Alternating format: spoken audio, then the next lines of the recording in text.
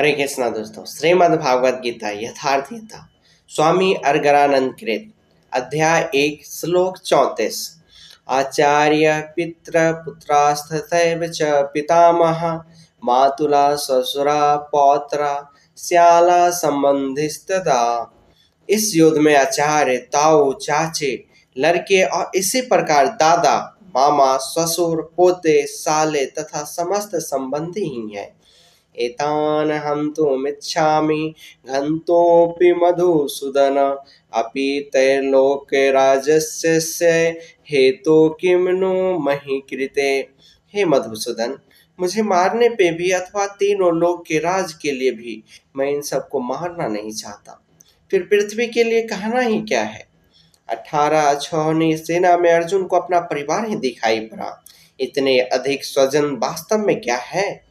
वस्तुतः अनुराग ही अर्जुन है। भजन के आरंभ में प्रत्येक अनुरागी के समक्ष यही समस्या रहती है। सभी चाहते हैं कि वे भजन करें, उस परम सत्य को पालें, किंतु किसी अनुभवी सद्गुरु के संरक्षण में कोई अनुरागी जब क्षेत्र क्षेत्र के संघर्ष को समझता है कि उसे किनसे लड़ना है तो हताश हो जाता है। वह चाहता है कि उसके पिता का परिवार, ससुराल का परिवार, मामा का परिवार, सुहृद मित्र और गुरुजन साथ रहे, सभी सुखी रहे और इन सब की व्यवस्था करते हुए परमात्म स्वरूप को प्राप्ति भी कर ले। किंतु जब वह समझता है कि आराधना में अग्रसर होने के लिए परिवार छोड़ना होगा, इन संबंधों का मोह समाप्त करना होगा, तो अधीर हो उठता है। पूज्य महाराज जी कहा करते थे, मरना साधु होना बराबर है। साधु के लिए सृष्टि में दूसरा कोई जीवित है भी, किंतु घर वालों के नाम पर कोई नहीं है। यदि कोई है तो लगाव है।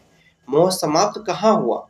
जहाँ तक लगाव है उसका पूर्ण त्याग, उस लगाव के सह अस्तित्व मिटने पर ही उसकी विजय है। इन संबंधों का प्रसार ही तो जगत है, अन्यथा जगत में हमारा क्या है। तुलसीदास कह चिद बिलास जग बुझत बुझत बुझे। मन का प्रसार ही जगत है। योगेश्वर श्री कृष्ण ने भी मन के प्रसार को ही जगत कहकर संबोधित किया है। जिसने इसके प्रभाव को रोक लिया उसने सचराचर जगत ही जीत लिया है। यह वितर्जितः सर्गो यथाम साम्ये स्थितम मनः। केवल अर्जुन ही अधीर था, ऐसा बात नहीं। अनुराग सबके हृदय में ही है। प्रत्येक अनुरागी अधीर होता है, उसे संबंधी याद आने लगते हैं।